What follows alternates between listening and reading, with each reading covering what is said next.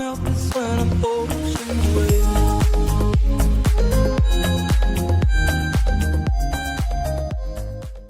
Today on Virginia Legends podcast, I have ABA legend Gus Gerard, a guy who lit the ABA up with the St. Louis Spirit, had a long NBA career as well, and has done some important work in drug counseling over the last 30 or so years. Gus, thanks for joining me. Man, it's my pleasure to be here. I was thrilled when you asked me, especially when you threw up them names that you had on before. I said, "Oh yeah, I want to go here." Yeah, well, that was truly a golden time of basketball for UVA, because we had never had a program. I mean, we had Buzz Wilkinson, I think, in the 50s or so, but even football, we hadn't been very good. And you were there at the beginning that led to a lot of great things. So it's such an exciting time to talk about. Absolutely. When I went there, I graduated high school in 1971. And I had made my visits all over the place. It came down to North Carolina and Virginia for me. But there was such excitement at UVA at that time with Barry Parkhill the year before having beat South Carolina on a last-second jumper when they were ranked maybe number one or really high. And that kind of got everybody in Virginia just overwhelmed with basketball and excited about it. Because before that, like you said, there wasn't a lot to cheer about. I mean, and also, I don't even think Virginia was co-ed till 1970. I didn't know that when I went and was visiting there, because there were girls there. But that probably would have played a part of my decision if they weren't co-ed at that time. But it was just an exciting time to be there because it was all just starting. You know, I could have went to North Carolina and played with Bobby Jones and all them All-Americans, but I didn't know if I would play. The same at Maryland. I wasn't sure. I mean, I knew I was pretty good to get offers from all those people, but they had so many players that I knew right away at Virginia there was a spot for me. Even though freshmen weren't eligible, I was going to bide my time and wait, and I knew I wanted to play with Barry. And Jim Hobgood was from my high school, my hometown. He was on that team, and Frank DeWitt was from Pittsburgh, and Bob McKeag was from Erie, PA. We just had a connection up here that was, nice to be a part of. Yeah. Well, let's get started in basketball. I know you went to Laurel Highlands High School, and you're from Uniontown, Pennsylvania, which is on the old National Road, kind of like maybe 35 miles southeast of Pittsburgh. So where did you get started? It doesn't sound like a place where they'd play a lot of basketball. Well, believe it or not, Fayette County, where Uniontown is, was a hotbed for high school sports. As far back in the 60s, especially, Uniontown High School had football programs that were nationally known. They had players that went on the Ed Sullivan Show or Bob Hope Show or something. When one of those shows had all the national All-Americans on there, there was always somebody from Uniontown High School on that show for basketball or football. They also had a tremendous basketball program at Uniontown High School. Well, in 1967, there were two smaller schools, a Class B. They had A, B, and C at that time. Class B was North and South Union, who were rivals in a step under Uniontown. Well, they merged, and we became Laurel Highlands. And immediately we were a basketball power. Western PA, I mean, we've had so many athletes from this area. It's amazing. Chuck Muncie to play professional football, Stu Lance for the Lakers, just from our little town here. Ernie Davis, a Heisman Trophy winner, we go way back, was from here. Sandy Stevens was the first African-American quarterback in the Rose Bowl and won the Rose Bowl for Minnesota back before I was even in high school. But those guys are legendary here. Southwest PA was a very hotbed for basketball. And being only 35 miles from Pittsburgh, we would get a lot of games with the city guys, and we would constantly beat them. The powerhouses in the city of Pittsburgh. So we had a great reputation here. Yeah, you'd think nestled here at the foot of the Allegheny Mountains, there wouldn't be a whole lot here. It was all coal mines and steel mills down the road and stuff. But, one thing we did was we played our sports here. That's for sure. Has a strong basketball culture, because like in West Virginia and all those mountains, they're basketball crazy there. So I guess you guys are kind of an extension of, you mentioned the coal mines in the mountains. So why were there so many players there? Did you guys have developed leagues, or was it a pickup culture that you guys just We played all the time? we had a playground system here. There was a playground system in Uniontown and Laurel Highlands and the surrounding areas where every summer they were organized and there were leagues everywhere. Plus the playgrounds, when the playgrounds weren't on, everybody played basketball on the playgrounds. We'd go up to East End, which was predominantly the black area, and there weren't many white guys playing up there. But when I got to be good enough and played above the rim and everything, and they saw me, they let me play. And I grew up on the playgrounds playing against fabulous competition. There were people that came up here from high schools and our colleges and pros from Pittsburgh and in West Virginia, Jerry West, Connie Hawkins. People came up here to play basketball in this little town, and the competition was so great, especially in the summers on the playgrounds. Gus, were you always tall? Were you always a tall I player? was always, Yeah. I was always the tallest, skinniest kid in my class. I think I was 5'9" in like sixth grade, and I stood up about every. I always laugh because back then you would get dressed up for Halloween in a costume in your elementary school or whatever, and I could never. Everybody always knew who I was because I was the tallest one of everybody. I could never hide under a costume, and everybody could always guess me right away. But the eighth grade, seventh and eighth grade. Eighth grade is when I started playing basketball. I was like about 6 foot maybe in ninth grade, 6'1". Then I shot up my sophomore year to 6'5", and then 6'6", 6'7" the rest of my career in high school. Yeah, I shot up pretty quick from ninth to through 12. Well, back then, it was very typical that they put big men inside. If you were tall, you'd play inside. But yeah, I remember watching you play. You were more of a slasher. You were all around. You're very good in transition. So did you play inside a lot as a young player, or were you always like that, kind of all around Oh game? no, I was stuck inside. I was stuck on. My coach put me under the basket. I was the pivot man, as they say, or the center, Yeah. and that's where I played in high school. I wouldn't dare shoot outside of a foul shot. I mean, that was my distance there and in. And if I didn't even think of shooting like corner jumpers or anything like that back then in high school. But when I went to UVA then, and they had taller guys that could play center, even though I ended up playing center a lot at 6'7" there my sophomore year, especially. I started, playing with better players, of course, and everything, and developed my game and developed a shot, and then became that slasher. I could always run all day, and I could always jump very high. So kind of incorporated some ball handling skills with that, so I could, get up and down the court and create and drive to the hoop then from outside. So it was a lot of work, Julian, to be honest with you. I worked my butt off to get where I got, and as anybody does that gets to that level. Right. Well, who were your earliest influence? I mean, who did you try to play like? The guys you maybe saw on TV in the early days, and they really influenced your game? Connie Hawkins for the Pittsburgh Pipers or Condors. Yeah. He was the first.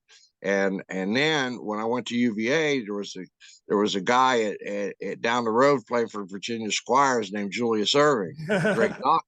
I saw him play a few times. They would travel around the Squires. They had like 3 home courts: Richmond, Hampton, and Norfolk. And they came to Richmond a few times, which, as you know, is only an hour from UVA, and go down and see him play there. And the way he swooped to the basket and did all this one-handed stuff and jumped and dunked on people and everything, I wanted to play like him. And that's where I developed a lot of my game like that, just trying to emulate his moves. So I'll never forget, Julian. There was a guy was a couple years older than me, went to University of Massachusetts from my high school. He was like three years older than me probably, and he came back in the summer after his first year there, and he said, "Hey, I'm going to tell you guys something. There's a kid I'm playing with. There's a guy on my team at University of Massachusetts. His name is Julius Erving. They call him the doctor. You'll never see anything like this guy in your life, ever. I'm telling you, I'm not exaggerating. Ever will you see a player like this?" And sure enough, he became, the famous Dr. J, and that was it. But to see him back that young was and hear about him was already had a bug in my ear that I wanted to see who this guy was and check him out. So Yeah. And one day you'll end up beating them in the playoffs. So That's right. so Gus, my high school coach, as you know, was Bob McKegg, and you used to Yeah. come up and visit him. So you were in our gym once or twice. I think I remember. But I used to play, pick up with you much later in the '80s when you dropped by UVA. But one of the guys that Coach McKegg played with in a game with Maurice Lucas in Pittsburgh. He was a future teammate of yours in the ABA. Did you play against Mo Lucas in high school? I forgot what high school he played for, but it was a really good. He played for legendary Shenley High School, Pittsburgh Shenley. That's right. They didn't even have home games there because they weren't allowed because there was so much trouble after the games. Where he came from in the Hill District of Pittsburgh, not a great area. But yes, we played against Shenley High School, and we were the best high school, say south of Pittsburgh on all the county, and they were the best high school in the city of Pittsburgh. And they played us early every year in a non-sectional game, and Maurice was my year, of course, so I played against him for 3 years. And they had my senior year. They talk about was one of the best high school players people have ever seen, or games. Shenley beat us like, I think it was 103 to 98 or something in a high school game, and no 3-point line. And they had Ricky Coleman, who was Division I athlete, went to Jacksonville. Maurice Lucas, D1, went to Marquette. Jeep Kelly, D1, went to UNLV. They had somebody else that went to like St. Francis, PA. They had 4 or 5 D1 players on our team, and we had 2. Barry Taylor, the coach's son, went to University of Richmond, and myself. And then we had some really good complementary players. So it was a heck of a game. So yes, I knew Maurice and played against him in high school. And then we became rookies together in the Spirits of St. Louis, which was just, we used to relive those days. It was fun. God rest his soul. Luke was my man. He was a good brother and a good friend of mine. Yeah. He made quite an impact in the NBA and actually won a title. Oh my. Yeah. So Gus, who was your high school coach, and what kind of things did you learn from him? My high school coach was a guy named Harold Horse Taylor. They called him Horse.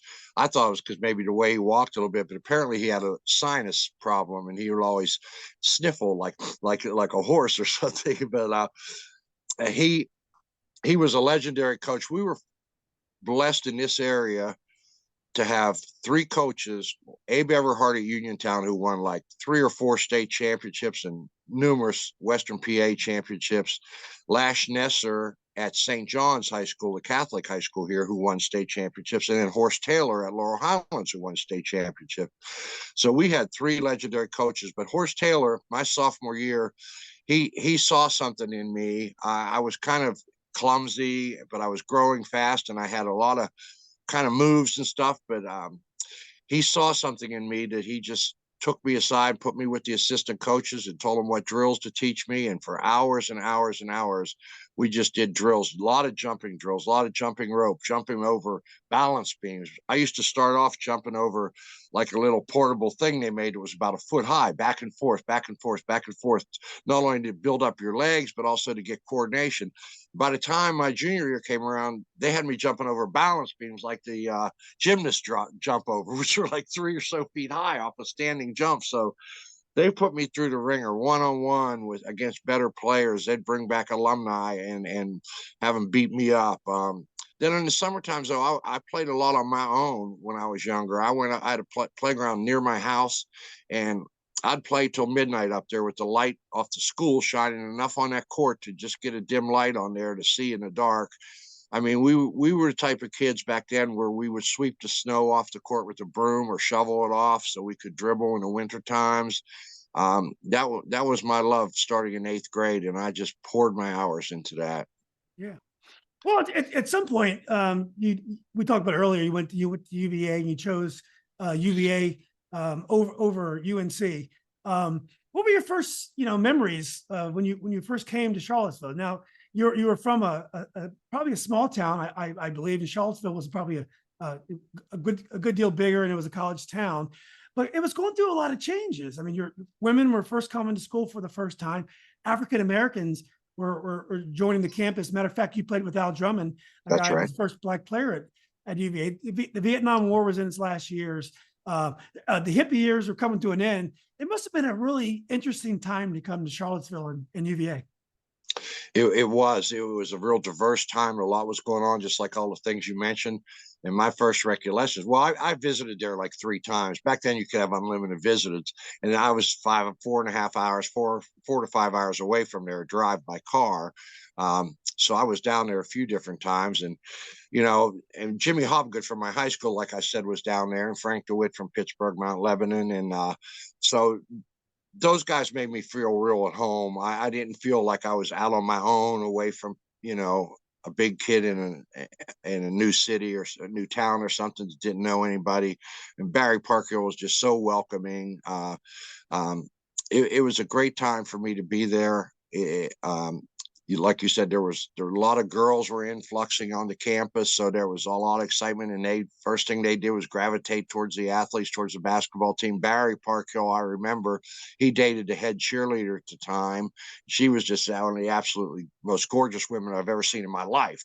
I mean, we have beautiful women up here in Pennsylvania, but this Southern girl was like beautiful, and I thought, wow, this place is something else. But yeah, I was down there. I thought I fit right in. All that stuff was real interesting with the war and going. And we even tell a funny story. We were doing a little partying one day with me and a few other guys on the team. In fact, Bob McKeag was one of them. We were sitting in an apartment having a few beers, and Andrew Benetti, and who was a guard from New York City, and we were sitting there, and they were having what turned out to be the final draft lottery for Vietnam War, where they pulled your birth date, and if your number was low, there was a chance you were going to Vietnam still. They hadn't started bringing the troops home yet.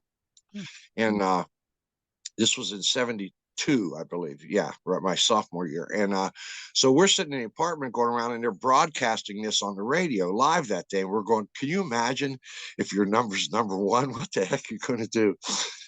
First birthday they pull out. They go, all right, if your birthday is March the 6th, you're number one on the draft board to go to Vietnam. And it was Andrew Benetti's birthday. It was his birthday. He was one of the three of us sitting there, Bob McKeag, myself, and Andrew. And we all were just stunned. We didn't know what to do. We went, oh my God, you're kidding me. My number was like 66 or something, which was low also. But Andrew didn't know what to do because they were still hadn't started bringing him home yet. So he joined ROTC. He joined ROTC, and that way he could stay in college anyway. And my number was 66, and I had to go down to the draft board and get measured and everything. And Coach Gibson said, stretch to 6'8". I heard they're not taking anybody over 6'7". If you're 6'8", they won't take you because their uniforms have to be bigger. And I wore size 17 shoes, so they didn't want to make special boots. So I went down there, and they measured me, and I was standing up as straight as I ever did, to try to reach the 6'8" or whatever. I was 6'7", and it ended up where I didn't reach 6'8", but ended up right after that, not a couple months after that, they started bringing the troops home and said they weren't sending any more over there. So we all breathed a sigh of relief. But Andy Benetti was in ROTC now, and ROTC had signed up, so that was now part of his life. And it was hysterical. Though. If you could have been in that hotel room when they announced his birthday, I mean, we dropped our beers. I mean, it's just like, you got to be kidding me! Oh my gosh. Was there a lot of anti-war protests on campus back then, on grounds back then? No, it was the year before me. It would have been the year before me when they had all that. Yeah. I missed that by a year. Yes. Okay. Yeah. Well, look, you mentioned earlier that you had no problem. You're comfortable going up to the black neighborhood and playing basketball. You'd gone to Pittsburgh and played ball with the black players. What did you think of the race relations when you first came to Charlottesville? I mean, again, black students were first beginning to matriculate to UVA. Did it strike you as anything different than you were used to? Was it an adjustment for you? Yeah, because the guys I grew up and played with were there are many as it goes in every place, that there are great players that never make it to college and never make. Some of the guys that I played against on the playgrounds never went anywhere except on the playgrounds. There were some of the best players I've ever seen, and I've been through the NBA. And so when I went to Charlottesville, there was the only black player on the basketball team was Al Drummond. Like you said, he was the first. And the football team had maybe like 5 guys, the quarterback, a running back, and they had another running back. I think there were like 5 guys that were African American on the football team. So it was a shock for me because I hung out with those guys, and that's who I grew up with at my school and on the playgrounds. And I was going, wow, this is kind of strange. I never really thought about it the whole time I was being recruited or nothing, because Al would be there drumming, hanging out with Park Hill and them when we went out to the restaurants and bars and stuff when I was being recruited. And I never really thought about how many African American players were there or anything. And then when I got there, I kind of realized when you look at the program and there's one African American player in there, but then we started recruiting some. So I'm thinking, okay, well, we're just getting started with this whole deal now. So, and the football team was the same way. But yeah, it was a shock to me. I got to be honest. I was kind of surprised, to be honest with you. And it was still, there was at Charlottesville at that time still had some people that were living in the South. I mean, if you know what I mean. I mean, they still, they still think they won the war. And Yeah. it was kind of an experience, a cultural experience for me to get used to. But it all worked out. And if you were an athlete, you were okay. Everything was good. Yeah. Well, I did interview Charlie Scott, and as you know, Charlie Scott was the first star black player in Yes. the NBA. I think Maryland might have had a player before him. I can't think of his name now, but anyway, Charlie told me some of his stories of being a black player and traveling around the ACC. Did you notice Al Drummond experience any racism? I mean, a lot of this stuff you may not notice because it was going on. It was coming on to Al and not to yourself. But did you notice that Al Drummond had to go through discrimination in the ACC? I didn't really notice it, but I heard about it later. Okay. There was some things that went on with Al that I don't know if it was hidden or he never said anything about it until later or something, but I wasn't aware of any of it until years later, to be honest with you, when the stories came out about some of the things he had to go through. Somebody one time cut off a deer head from a roadkill deer or something. They put it on his balcony, right looking into his living room where he lived. Another time, apparently, there were some bullets left in the envelope at his doorstep. These were all things I heard, happened to him afterwards, and I wasn't aware. And I'm not sure anybody on the basketball team was aware of all this stuff. I think Al just kept it real. He was a very secretive person anyway, private person, but I never really heard of it at that time, but I'm sure it happened just from hearing those couple things. Yeah. Well, you mentioned your coach, Bill Gibson, earlier. He was in his final years there. Terry Holland was going to take that job and make it his own, very much so in the next couple of years. But what was Bill Gibson like? What kind of coaching style did he have? Coach Gibson was another Western PA guy, Pennsylvania guy. To be honest with you, he was from Denora, about 12 miles from Uniontown, home of Joe Montana, home of Stan Musial, home of the Griffeys, Ken Griffey. My first high school game, in fact, was against Ken Griffey Sr. at Denora High School. Is that right? And yes, and but Coach Gibson was an upbeat guy who had a lot of flair to him. He was one of them guys that just, man, you fell in love with immediately. I mean, he just had that presence and swag about him that, man, I want to play for this guy. His coaching style was, we played a lot of zone, which was kind of one thing when I look back on it. I mean, that was great for me because we played a lot of zone in high school, so it didn't bother me. But I wish we had played a lot more man. It would have prepared me for the next level a lot more. But he was a zone defense guy most of the time, and he let us run. He let us play there was no 3-point line then, so we had run our offense. We hoped to fast break, but in order to fast break, you have to get the rebound and get stops to do it. And we weren't a very big team, so a lot of times we didn't have the opportunity to run. But that's the tempo he would have liked to have most of all. But he's just a fun guy, really. His nickname was Hoot Gibson, and he was a hoot at times. I mean, he was quick. He was quick-witted. I mean, any kind of banquet or function we went to, and he would get the microphone. He would just enthrall everybody from the get-go because he could crack jokes. He could smile. He was a good guy, Coach Gibson. Yeah. Was he kind of outmanned against some of the great coaches in the ACC like Dean Smith and Lefty Drizel?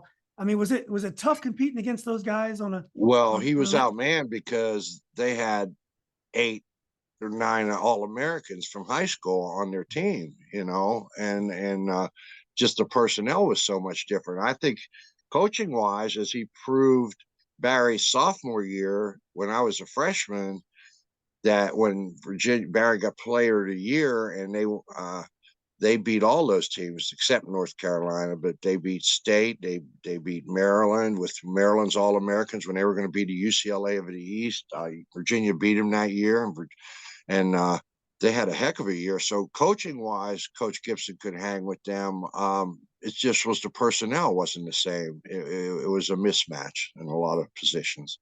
Well, unfortunately, or maybe fortunately, freshmen couldn't play in those days, and so you missed a great season. They had a fantastic season your freshman year. What did you think about that rule? And then the next year, Wally Walker was able to play right away. Did you feel kind of shortchanged by that? I did. I felt real shortchanged by two things, Julian. That rule, because I wanted to play with that group they had that year because they were really good and went to the NIT, which was real prestigious back then, big time tournament at the end of the year, because you had to be ACC champs in the tournament to go to the NCAA. One team went. But if you got invited to the NIT back there, you were pretty good. And Coach Gibson came up to me and said, I told him good luck up in New York when they were getting ready to leave. And he said, man, I wish you were going with me. I wish you were going with me. I said, I do too, Coach. Oh, man, I do too. And then Wally comes in the next year and gets to play as a freshman. So, yeah, that kind of bugged me some, not for Wally, but for me, not being able to play as a freshman, because I would have played a lot as a freshman, according to Coach Gibson. And the other thing I felt slighted with was there was no dunking rule.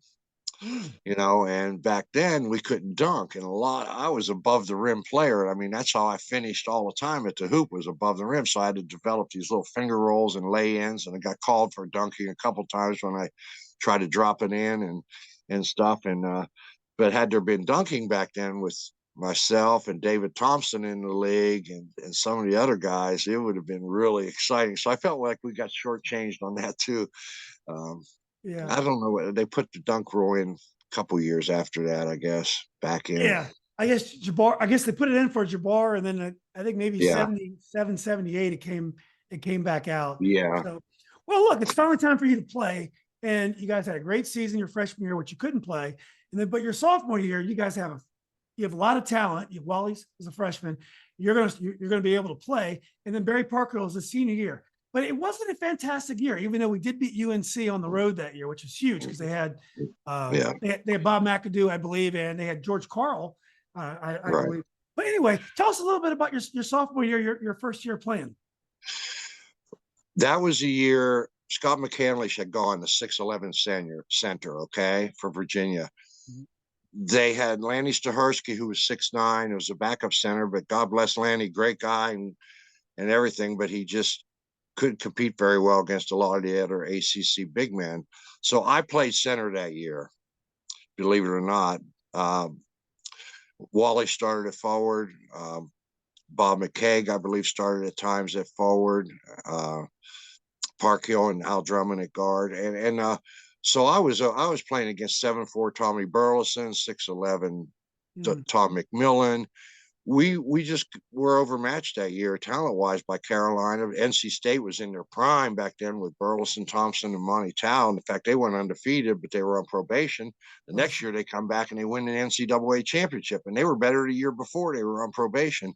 So we were undersized and I mean, we were competitive, but we just didn't have that great a year then or my junior year. We just talent-wise, we were down at that time. The Maryland teams with John Lucas and Mo Howard and Tom McMillan, Lynn Elmore. How good were those teams? They were great teams. John Lucas, we recruited him, and same with Phil Ford. We would recruit all the great guards at Virginia, and we'd take them out. Bob McKaig and Benetti and I usually took the guys out, and they all loved it and loved hanging out with the stuff. They go, we like, hey man, well, you guys are real cool. We love you, but we ain't coming to Virginia. They were going big time, so to speak, at that point. which was the powerhouse, Maryland or North Carolina. And but John was fabulous. That Maryland team with Mo Howard and John, they were off the chain good. And that was back when you had to win the tournament also to go to the NCAAs, and they lost. Maybe the greatest college game I've ever been front row to see was the ACC tournament, them against NC State.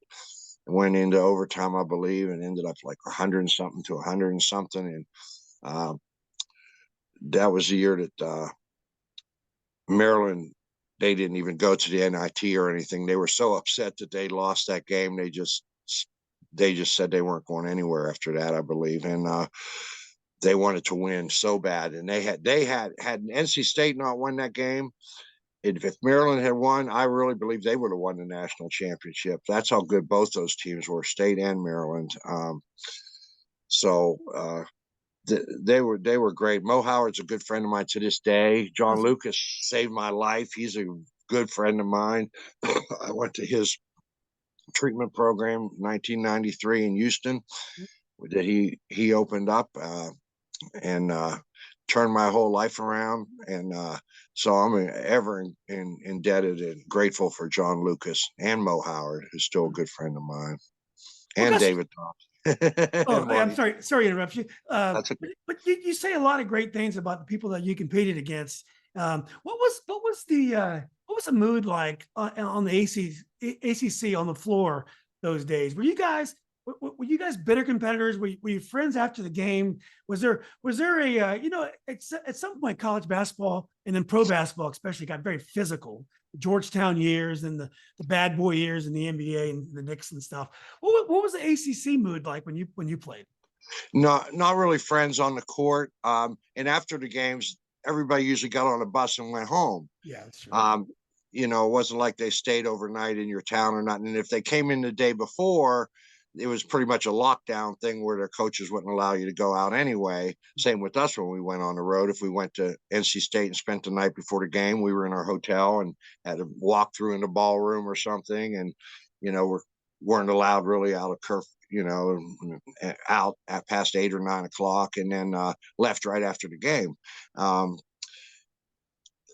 In the summers when we bonded and formed relationships, working at camps, I would go down to North Carolina and I hook up with David Thompson and Monty Tao, and we would travel around and work at Gardner Webb, at North Carolina's camp, at State's camp. Mo Howard would come and work at UVA's camp. And so John Lucas would come. So that's when I got to know and bond with all those guys and become friends with them initially in the summer times. Mm-hmm.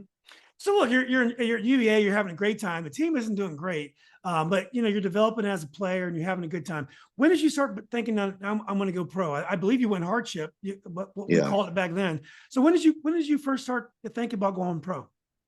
My junior year. After my junior year was over and I had competed, I was second leading scorer to David Thompson in the league. And I think I averaged maybe a double-double that year, like 20 points and 10 rebounds or 9.8 rebounds or something. But I went to play. Coach Holland came in and he got me hooked up to try out for the World University Games. Mm-hmm. And the World Games, in between the Olympics every 4 years, they have the World Games, kind of where the USA puts a team in there and competes against the best in the world, just like the Olympics, except they call it the World Games, So I was not very well known outside the ACC, and we had our tryouts in Illinois, University of Illinois. The coach was Gene Bartow, who took over for John Wooden, one of the guys at UCLA. So I went out there and I ended up not only making the team, but starting. And John Lucas was on that team and Quinn Buckner and some really good players. And I ended up starting and we went to Puerto Rico and played those World Games. And I ended up being the second leading scorer on that team. I averaged like 18, I think, a game or something. And there were a lot of pro scouts there at those games. And so when I came back in the summer at Virginia, I was called by Larry Brown. They had took me in like an undergraduate draft for the Carolina Cougars. They could draft you even if you weren't a senior or anything.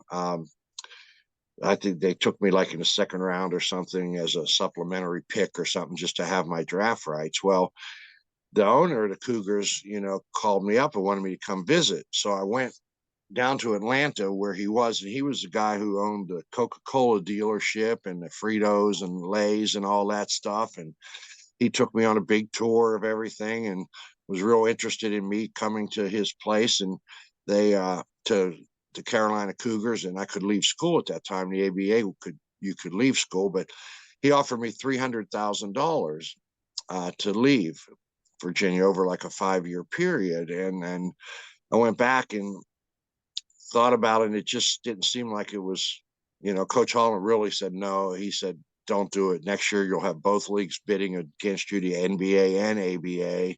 You'll get a lot more money and probably a lot better situation. There were rumors that Cougars were possibly not going to even be there that following year. So I didn't go, but I knew I could play. The fact that they had brought me down there and said they wanted me on the team, and the fact that I played against the best in the world in those world games from Russia and Brazil and all those places that had really grown men who were pros playing against us 17-year-old kids in college, I knew I could play. Plus playing against Thompson and Burleson and all them and Elmore and McMillan, and holding my own with all them. And I had a good feeling that I could play on the next level. My confidence was real high by then. And so then when I turned that down and went back to Virginia, and all of a sudden Carolina Cougars folded. Like 2 weeks later, they were bought out by the Spirits of St. Louis owners. And back then you could have an agent, you could talk to an agent. It didn't make you ineligible or anything. And Barry Parkhill had signed with the Virginia Squires the year before, stayed in state and stayed at the ABA. And his agent was a man named Norman Blass in New York. And so I got to know Norman through Barry.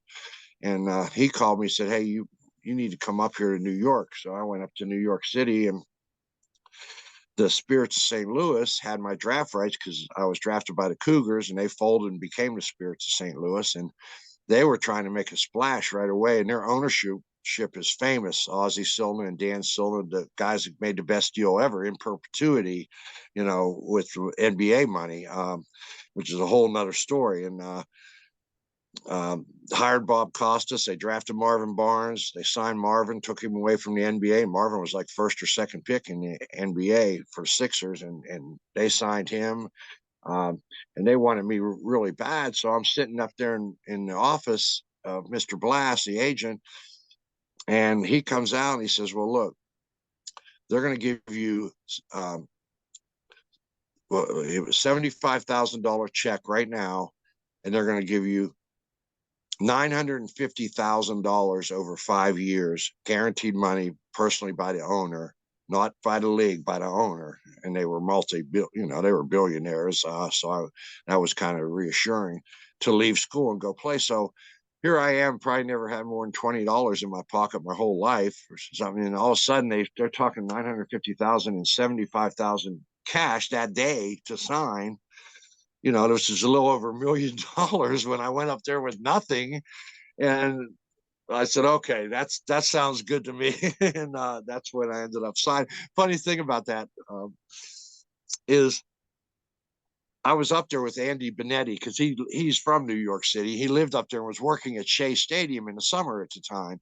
So he came over with me to the agent's office and everything. We were hanging out, and he was going to go back to Charlottesville. We were going to go back together. And we were going to drive back, and all that happened. I had a check in my wallet for $75,000, and I just signed a contract for $950,000. And we get in the car to go back to Charlottesville, and neither one of us had any money for gas. We didn't have any money for gas. So I had to call. We had to stop, and I had to call back to the agents. There was no cell phones back there, so we found a payphone, and we called back, and luckily got him and said, hey, we're driving. We got to get out of the city and get back to Charlottesville. Neither one of us have any money for gas. So he said, well, come on back. So we weren't quite out of New York yet. So we went back. It wasn't that much of a delay. And he gave us like $500 cash or something. He said, don't worry, I'll get it back. And, cause he was going to handle my money. So I knew he would get it back. But, it was kind of funny to have a $75,000 check in my wallet and not a dime for gas on the way back. Well, other than, all the things that you're going to do in the ABA and all the games you're going to play, games you're going to win, all that money in your pocket, how did it change your life? It must have been a profound change to have that power and all that money all of a sudden. It was really a profound change for me. We grew up very lower middle class at the best. The first thing I did was I paid off my mom and dad's mortgage on their house. I bought my dad a pickup truck. I bought my sister as a gift, and then I bought myself stuff that I wanted. I never had a nice stereo, a car. I never had my own car or anything like that. So I bought myself stuff, but it changed. It built, what it does is it inflates your ego. And that was bad for me. And part of my story of addiction and what happened to me was my ego got so out of control. And one of the things when I talk about ego is ego, you edge God out. And so you get all this money and this power and you forget your roots, you forget how humble, I came from and everything. And kind of, put everything on the back burner except that my ego takes off and fueled by cocaine and stuff. So it definitely affected me negatively. It was great having it. Believe me, I built a house in Charlottesville. We had everything we wanted for, it was nice to be able to do that. If you wanted something, you go to the store and you buy. You didn't have to worry about where your next meal was coming from or where gas in the car was coming from. But it also gave you this false sense of security and power that you'd have it forever, which, when you were somebody like me, it wasn't going to be forever. That's for sure. Well, you mentioned that the power of the money kind of helped lead to an addiction. The fact that you went to the St. Louis Spirit, which was just a collection of absolute characters, did that have something to do with it as well? I mean, if you would have gone to a team where most of the players were how do I say normal, but kind of your standard pro basketball players, did the fact that you went to the St. Louis Spirit had anything to do with the addiction, you think? It didn't hurt. I mean, put it that way, it didn't hurt helping me with addiction. We were so young back then. We had 5 rookies at one time that started on the team. Fly Williams and Marvin, Maurice, myself, and Jimmy Foster from Connecticut. We had 5 guys that started the game. We were all rookies. We were all young, all out of college. Some of us didn't complete college. And back then, marijuana, it was so prevalent in the 70s. There was no drug testing in the league. Everything was a party. Anytime you went on the road, somebody had a friend that they went to college with or they grew up with. No matter what city you went to, somebody had people that would take you out to the best places and party or go to their homes and party. It was a lot of temptations, a lot of free time. You play a game for 2 hours and then the rest of the day and night is free time. And if you're a guy who likes to party and you have a lot of money and a lot of free time, that partying can get out of control. But yeah, we were all young. Not everybody did what I did, but a lot of us did on a lot of teams. I mean, there was no testing back then. There was a lot of teams I went to where guys, got high and stuff, but you never really thought much about because it wasn't to the forefront like it was when the big million dollar contracts came in and people were scrutinized every second of the way and the cell phones and all that. Thank God there was none of that back then. Was the drug culture the same in the NBA as was ABA? Because I know I was watching Ken Burns baseball recently. I was rewatching it, and they were talking about in the 70s, the players are all on uppers and stuff. That they did a lot of that stuff. Did you? So obviously all the pro leagues were affected by it. Did you find the drug culture the same in the NBA as the ABA? Yes. No. Yeah, Yeah. absolutely. Yeah. Guys would be guys. There were many who didn't, and would someone would try to talk, say, "Hey man, what are you doing?" You know, this and that. The guys, and we were just young and dumb, and wouldn't hear it all, man. Just let me do my thing, you do yours and stuff. But oh yeah, the NBA was just a bigger version, more teams, more people, and more cities to go to and have fun in. Yeah.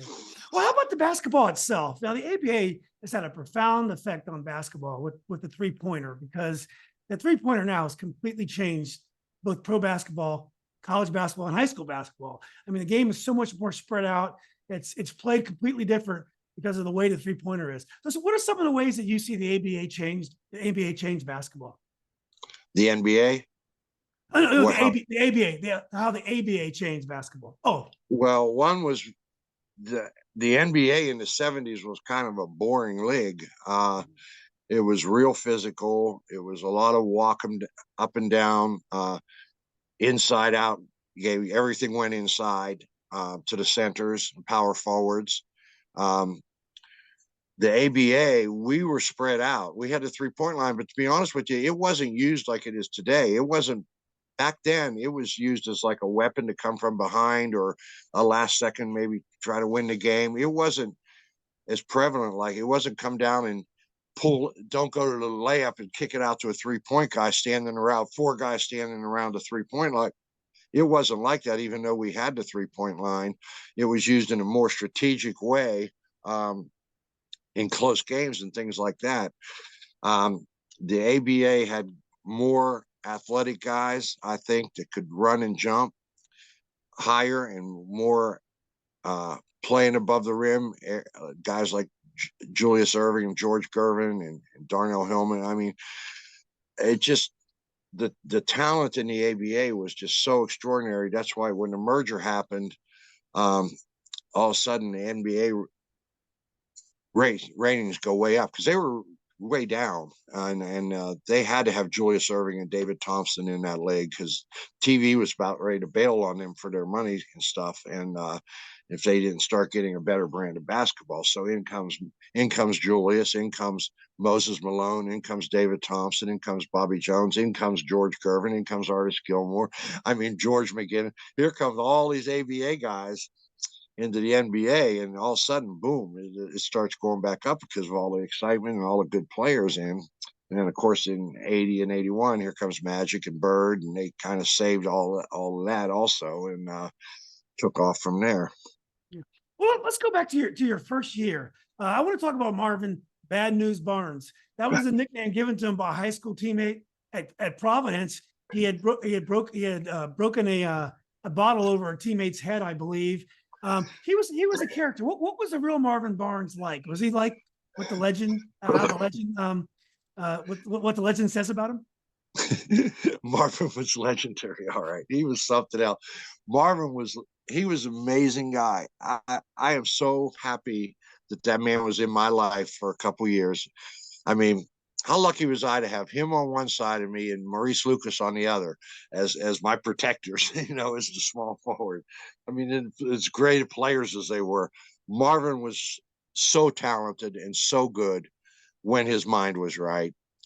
He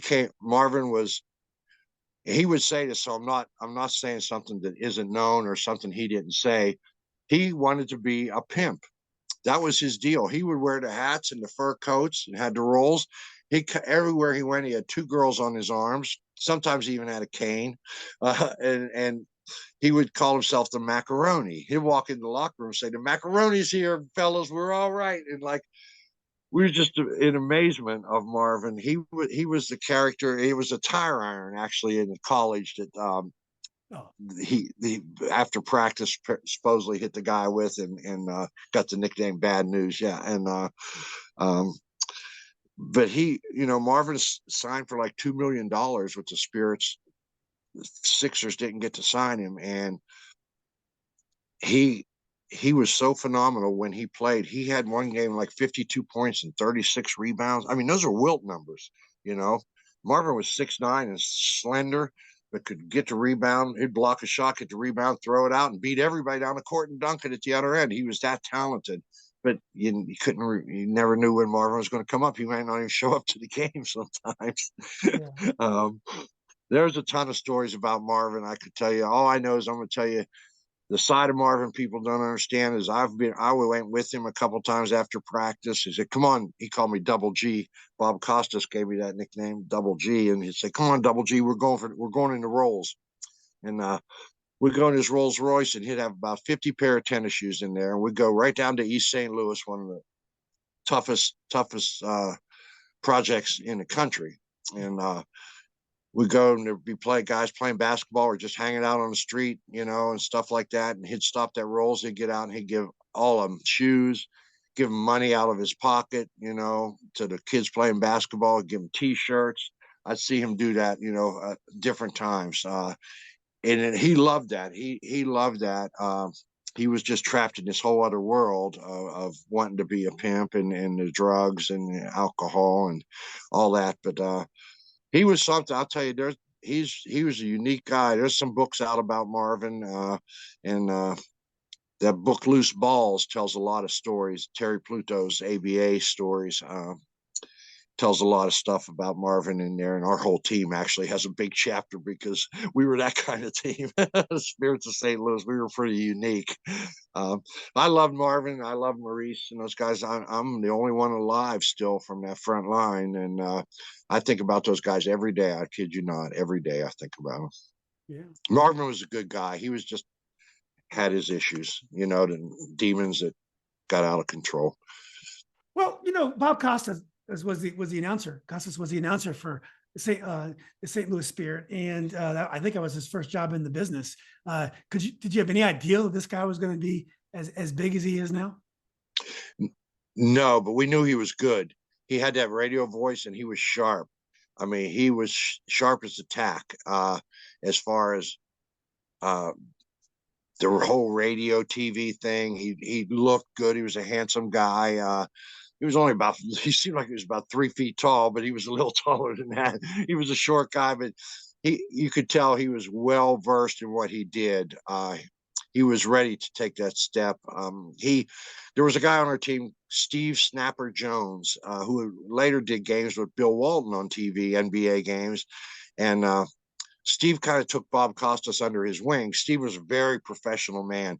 He would get his shoe shine. He'd tell us in the airport, "Come on, y'all need to get those shoe shine. Let's get shoe shines in the airport," and stuff like that. When we never thought about anything like that. And he'd take us over to the shoe stands. And there, back then in the airports, there was always a place you could get your shoe shined by somebody. And they did all the basketball players that came through the airports and stuff. And Steve was just top-notch professional, always dressed to the max, before everybody else would have jeans on or something. He was always in the suit. He was just very professional. And so he took Costas under his wing, kind of, and Bob really latched on to him as far as getting to know the ropes of the pro league and stuff. But yeah, we figured Bob was going to jump pretty fast once the merger hit. He was a KMOX in St. Louis, which is 50,000 watt. My parents could hear some of my games back in Western PA at night on a clear night from St. Louis on that station. So he had a big exposure on that station. That was Joe Buck's station, or the Cardinal station, radio station. So yeah, we figured he was going to take off. Bob, you could tell he was one of them guys. You said, that guy's got it. He's got it. Yeah. Well, Gus, you also involved that the first year the team's record wasn't very good, but you guys had one of the biggest upsets in pro basketball playoff history. You're able to beat Julius Erving and the New York Nets I think was it a 7-game series or a 5-game series? Why don't you tell us a little bit about that series? The Nets had beaten us 11 times during the year. I think the closest we might have came was 10, 11 points. They beat us every game, beat us bad, talked about us bad, rubbed it in our faces. We went to New York to play them, being the last seed, and they were the first seed. They got us. Well, we went to New York, and we were up 12 or 15 at halftime in the first game. And we went in the locker room like we had won the championship. And I remember Freddie Lewis, who we had gotten from the Indiana Pacers that year, point guard. Freddie, all ABA, everything, should be in the Hall of Fame. I can't believe he's not. He said, hey, we haven't won nothing yet, you guys. Let's stop acting like we've won the championship and this and that. Sure enough, we went out second half and they beat us. They beat us that first game, but we had confidence because we made it real close and we were up 15 and a half. That the second game in New York, Marvin went completely nuts. 38 points, 25 rebounds. Maurice, 15 rebounds. You know, me, 12 rebounds. We creamed them on the boards. And Freddie was really steady. We just seemed, we were going, oh my God. And we won that game. And we went, wow. And we go back to St. Louis and our confidence was high. And we hardly had any fans come all year to the 18,000 seat St. Louis Blues hockey arena where we played. But we got a bunch of fans for those games to see the doctor mostly, but also because we split the games in New York. We actually won a game against them. So there was an excitement that, hey, this team seems to be coming on. And we won the next two at home. So we're up 3-1 on the defending champs. And I mean, Marvin and Lucas and Barnes, they were just playing out of their minds. And so was Freddie Lewis. And we went to that fifth game in New York, and the Nets had the ball. They were up by one, and Julius dribbled it off his foot, of all things, and it went backcourt. It was a backcourt violation.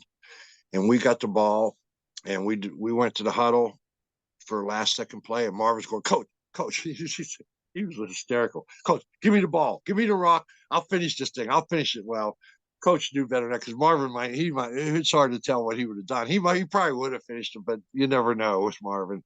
And Coach said, no, we're giving the ball to Freddie. Gus, you're over here. Marvin, you're here. You guys are going to crash. Maurice, you're here. Clear out, and we're going to let Freddie take the last shot. Freddie Lewis. So Freddie got Brian Taylor, excellent defensive player, BT Express from Princeton University on him. And Freddie just backs him down, kind of looks at the clock. 3 seconds left. He raises up from about 16, 17 feet straight on. Bam, nothing but net. They take it out and try a desperate full court heave. The clock runs out. We went berserk. We knocked off the nets. I grabbed Freddie Lewis. I was picking him up. And there's a YouTube video out about that, about our team, the Free Spirits, it's called, the 30 for 30, rather. ESPN did a 30 for 30 on us. And that scene is in there. And also on YouTube at the end of the game, that game, you can see me picking up Freddie and stuff. We were just, oh my God. It was the most amazing series because they had kicked our butts all year long. And here we beat them in 5 games. And then Freddie hurt his ankle that series and was on crutches. Right after that, he had the first game of the Kentucky Colonel series, who eventually won the championship with Artis Gilmore and Dan Issel and Louis Dampier. Freddie had hurt his ankle, and they were better than us, and they beat us. But it was just remarkable what happened that year with the Spirits of St. Louis. That's why people were so, I think, enthralled with that team. Not only the crazies we had on our team, but the fact that we beat the Nets, the defending champs, with Julius Erving and those guys. That's great. Unbelievable. You couldn't make this stuff up. So by the end of No. your first year, are you happy where your game is? You're developing more. I mean, now you're playing away from the basket a little bit as well. So are you happy with the way your game is developing? Yeah, I was playing a lot more away from the basket, with Marvin and Maurice taking up. I mean, I got a lot of points on the break because I could outrun mostly anybody. I could outrun, I'd get the rebound and I'd take off and I'd fill the lanes and I'd get the ball back and dunk or lay it in or whatever. But I also developed a nice 18, 19-foot jump shot game also because a lot of times you couldn't get to the hoop in a half court situation. So I was happy with my game, went back to Charlottesville and worked the camps, Terry Holland's camps, and played back there, with all the guys. Great games. After camp ended during the day, we call it the counselor games, and Ivoroni and Wally and Ralph Sampson was being recruited a little later for Ralph, but a few years later. But we had the games, at the gym at U-Hall, University Hall back then, that we would play in. So, but I had the best times. Bob McKay, your former coach, right? At Robinson, him, myself, and Andy Benetti, we would go and play one-on-one. We would play one-on-one, and if you won, we played like 3 or something, you stayed on. But we would go at night and play outdoors in a place called the Dell Yeah. at these outdoor courts. And we'd go down there like 11:30 at night. And there'd be some people down there playing. They end up just sitting around, standing around watching us play one-on-one. We'd play for like 2 hours, just straight one-on-one in battle. I mean, we'd go at it. And that really helped my game, my outside game, because I didn't really go inside. And well, McKay wouldn't let me because he'd beat me up. But Andy was a guard, so I was working all of my outside shots and everything like that. And that really helped me. Those little games we had there, playing all that many hours working out also. But yeah, so I worked on my game a lot that summer. Went into my junior year or second year with the Spirits, and it was just going downhill. You could tell Marvin was really getting bad. They brought in a new coach, Rod Thorne, or the coach we had our rookie year won the was our coach against the Nets, and we won. He went back to the NBA after a year with us. He didn't want any part of it. That's Bob Fitzsimmons, right? Bob McKinnon. Bob McKinnon was his name. Yeah, Buffalo Bob. He was from Buffalo, and he went back to be an assistant with the Braves. And so Rod Thorne came in and changed things around a lot, and I wasn't happy because ML Carr came and I don't know. It just didn't seem right. I didn't like where things were going, and we didn't have the same rotations and new coach and everything. And Denver was off the chain good that year. They had gotten David Thompson, Marvin Webster. They had Bobby Jones already. They traded for Dan Issel. My God, I mean, what a team! Ralph Simpson, All Pro from Michigan. Larry Brown was it? Larry Brown was our coach. Doug Moe was the assistant. And because Larry had known me since Virginia, he loved ACC players, obviously with David and Monty and Bobby on the team. And so he traded for me, thank God. I saw him after one of the games we played him, and he said, "Are you happy here?" And I said, "No, I'm really not." I said, "I'm going to get you in Denver."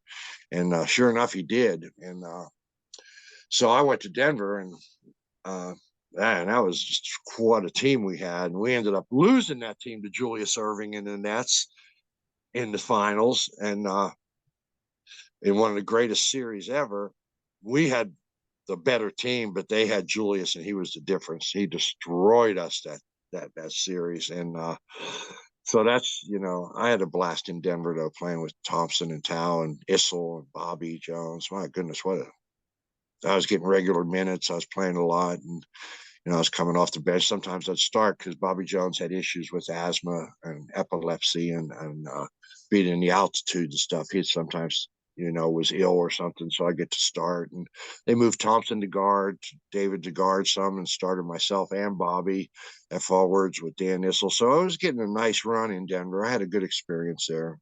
Then got traded to Buffalo, and I kind of like, what a letdown that was. So.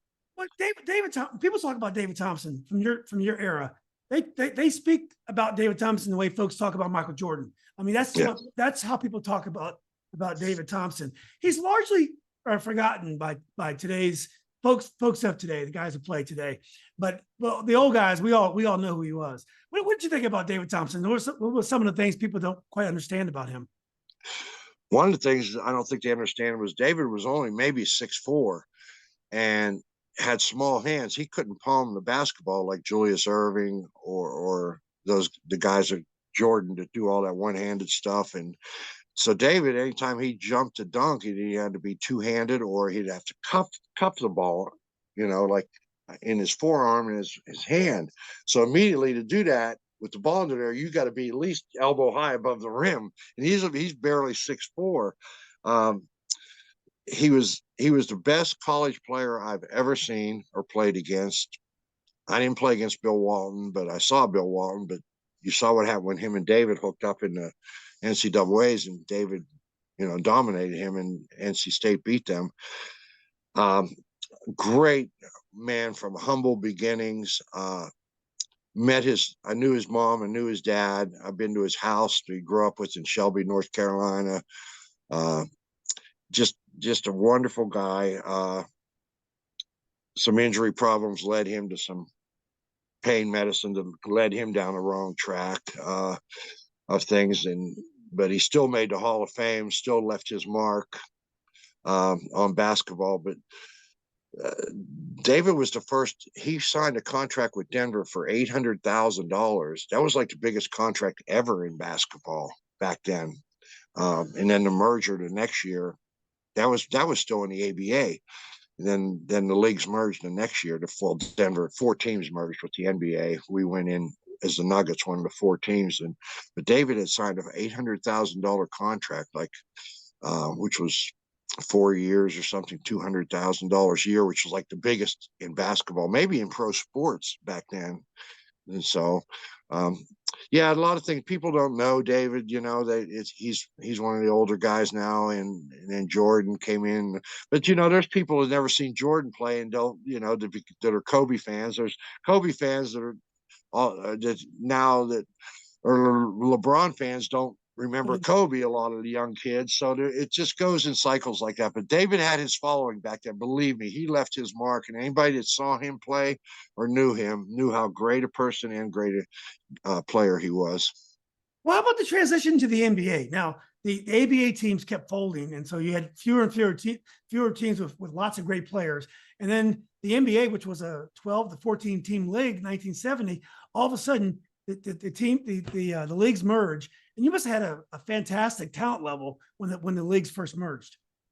We did. We had 4 teams: Pacers, Spurs, Nets, and Nuggets merged in, and the talent level we had on the Nuggets was really. Bobby Jones became Hall of Fame, Dan Issel Hall of Fame, David Thompson Hall of Fame, those 3 right there. Then we had myself, Chuck Williams, Ralph Simpson, Claude Terry. We had Marvin Webster, the human eraser, Byron Beck. I mean, we had a squad. In the first year of the merger, the Nuggets won 60-some games, in the NBA. We took it by storm. I mean, they had never seen anything like us, running and jumping. 2 white guys like Bobby Jones and myself on the wings, just dunking left and right. And they never seen anything like that before. We took them by storm. And so, yeah, it was quite fun. It was fun for us too, because the ABA, like you said, it shrunk. That last year before the merger, the league was down to like 8 teams or something. And by the time the league was over, and so we got to now not only play and show the NBA and the world how good we were, we got to travel to all these great cities. Other than just 8 cities, we got to go all over the place to all these NBA cities. All of a sudden we're going to Boston, LA, and all these places, and playing against the Lakers and the Knicks and all this legendary stuff that you see as a kid. And now we're part of it. So that was quite a thrill. Yeah. Well, Gus, what kind of player do you think you would have been in today's game? Do you think you would have grown up and you would have embraced the 3-pointer and been more of a perimeter player, or do you think you would have been similar to the way you were when you did play? Yeah, I wouldn't have been I've never been a 3-point shooter. That wasn't one of my strengths, but I could run, I could slash, and I could dunk, and I could play mid-range. They don't do that a lot now, but I think just because of my today's game, the athletic ability is off the charts of these kids. I mean, people don't like the way the game is today because it's all 3-pointers or dunks or whatever. People say they can't even watch NBA basketball. A lot of people, but the talent level and the shot making ability of the players they have right now is incredible. Some of the shots that these guys make. I mean, it's just amazing. There's not a lot of defense being played, but the rules have made it where, they want scoring. And I was never a 3-point shooter, but I would have had my role as, in today's game for sure. I would fit right in with the athleticism and the running and dunking and rebounding. I could always rebound for a guy my size, so I'd fit right in. Well, look, Gus, this has been great. Why don't we end, and maybe you can tell us a little bit about your post-basketball journey. I know you have a company, a foundation, I believe, bouncing back. You can tell us about that. But talk about some of the work you do to help those that are affected by drug addiction. Yeah, what happened was after I got clean and sober, I went back to school and got my counseling license, became a licensed chemical dependency counselor. which involved me counseling, group therapy, individual counseling. Ended up with my own treatment facility in Houston, Texas, where we'd have 60 some patients, 60 to 80 patients stay in-house patients. We had different houses in the neighborhood there all together. Everything from detox to counseling to 12-step meetings to sober activities. Would teach people how to learn to live again without alcohol and drugs, how to have fun, how to how to go play a game of softball without having a keg of beer, and how you can have fun doing things in life without getting high. My passion became helping others. I can't keep what I have unless I give it away, which means help others. And that was one of the things John Lucas drilled in my head when he was mentoring me back then to become a counselor. He said, you'll never keep what you have unless you give it away and help people. And so that stuck with me my whole life. I can't tell you how it makes me feel when I get messages on Facebook and Messenger or on posts from guys that I've counseled over the years, and they say, Gus, I've got 25 years clean, or I got 20 years clean, and my whole life. Thank you. But man, that makes me feel so good. That, to me, that's more powerful than anything I did in basketball. I still help. I'm not as involved as I used to be, but I still refer people to treatment when I can. I still help them individually when I can. But I'm working for the Fayette County government now in Pennsylvania here at the county commissioners, with the county commissioner's office. I'm involved here in the courthouse locally. So I don't do as much of the treatment gamut as I used to, but I still help whenever I can. And I still get calls from people all over the country working, and I never refuse their calls or never try to not help them. And so that's one of the things I'm really proud of, is what I did after basketball. Well, that's great, Gus. Gus, are we winning this fight against drug addiction generally? No. Are things getting better? We're not. No, we're not. It seems like they're one step ahead of us, Julian. It's like the cartels and everything. The DEA and everybody, they make it harder to get pills from the doctors and stuff, and drugs from the doctors with prescriptions. They cut all that down, and they track the pharmacies you go to. So if you're going to Walgreens and you're getting scripts for all these pills and stuff, and then you try to go to CVS, you're in a computer system, even though it's different pharmacies, and it'll be a red flag. So they got all these renegade doctors that used to write scripts left and right and fuel so many people's addictions. They've got a good hold on that, but the problem is now, and it made those things so expensive on the street. So here come the cartels out and flood the markets with cheap heroin. It used to be crack was $10. That's what made crack so popular and addictive. Cocaine was kind of expensive, regular powder cocaine, but so they come out with crack, and you can buy these $10 rocks or $20 rocks and this and that. And so now they have heroin that used to be very expensive. You can come get $10 bags of heroin, $20 bags of heroin, and it gets people addicted, and they start stealing, they start ruining their lives.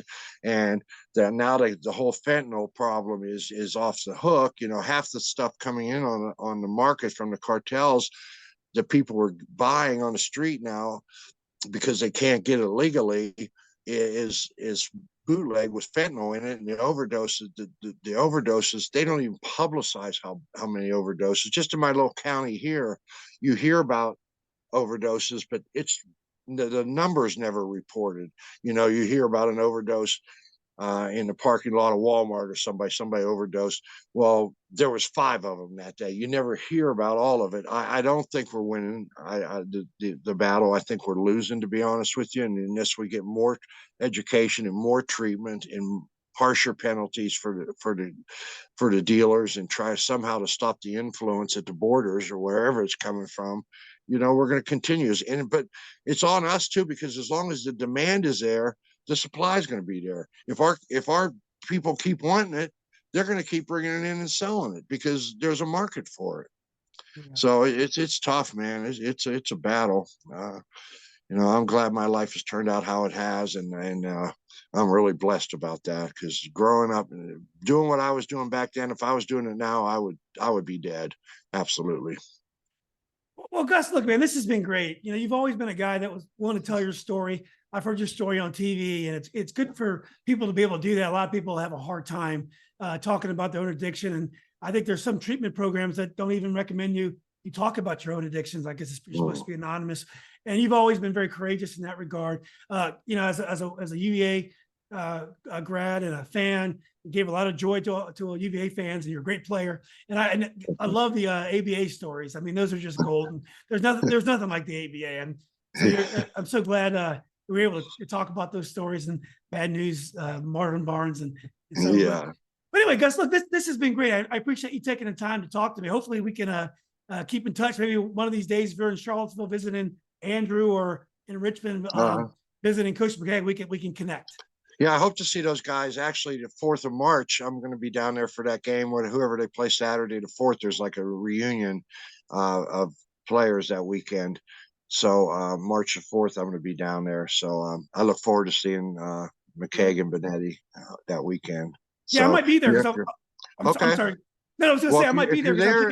If you're there and you see McKay or something, he'll know where to find me, or whatever. And I'd like to say hi to you and stuff like that. So appreciate you having me on, and I'm not afraid to tell my story, because you know what, it helps me. It takes me back. It makes me realize, hey, I got a lot to be grateful for. And I was also taught that a grateful addict would be hard for them to relapse if you stay grateful for what you have today. So, it makes me grateful when I tell my story, and hopefully sharing it with somebody gives them hope. And that's all we can do right now, is give them hope. No, Gus, I think you're an inspiration, and I'm glad you do so. So anyway, it's great to see you again after all these years, and hopefully I'll be at that game. Hopefully we can connect. All right, stay in touch, man. Enjoyed talking with you. All right. I did as well. It was an honor. Thanks, Gus. I'm helpless when I'm ocean waves.